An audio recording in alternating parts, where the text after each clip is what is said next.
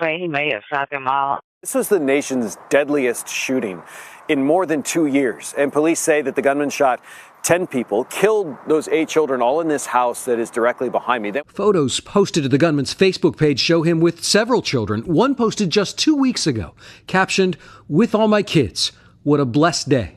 The kids played in the yard every evening. Fred Montgomery lives directly across the street.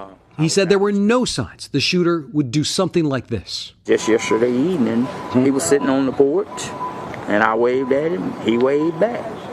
The children were in the yard playing, and I just come in the house. And then this morning, we woke up to all of this.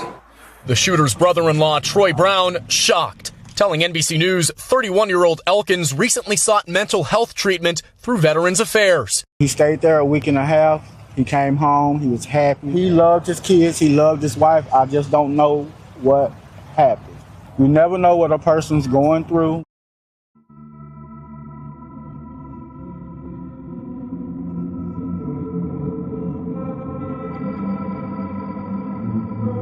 On the morning of April 19th in Shreveport, Louisiana, a quiet neighborhood woke up to something unimaginable.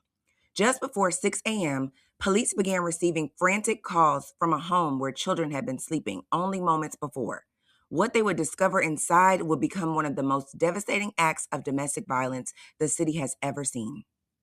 8 children between the ages of 3 and 11 lost their lives that morning, 7 of them at the hands of their very own father.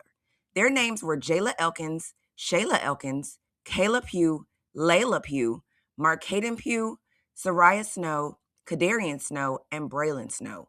7 of them were the children of Shamar Elkins, who's pictured here. The 8th child was their cousin. Authorities say many of the children were asleep when they were shot. Some tried to escape by climbing onto the roof and crawling through windows, but most were unable to escape. One teenager did survive after jumping from the roof. They suffered serious injuries but managed to get away.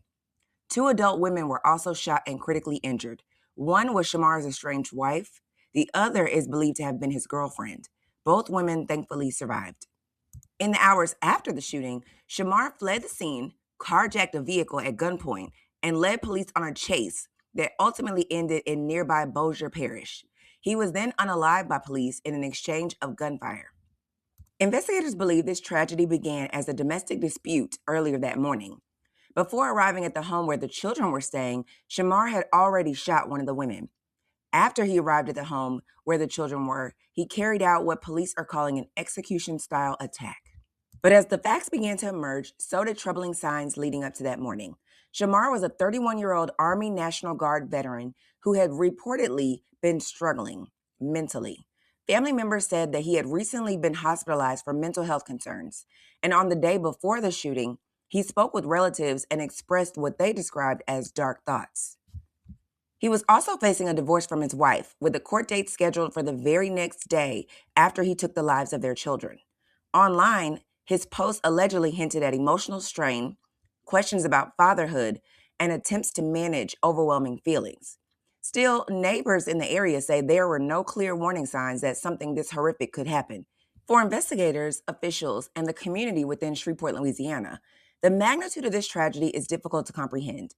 The police chief said he has decades of experience, but he has never encountered anything of this magnitude. And unfortunately for the surviving victims, there will be no justice, no day in court, and no opportunity to confront the person who shattered the world as they knew it. But their story and the names of each of those precious babies who were taken from this world far too early will never be forgotten.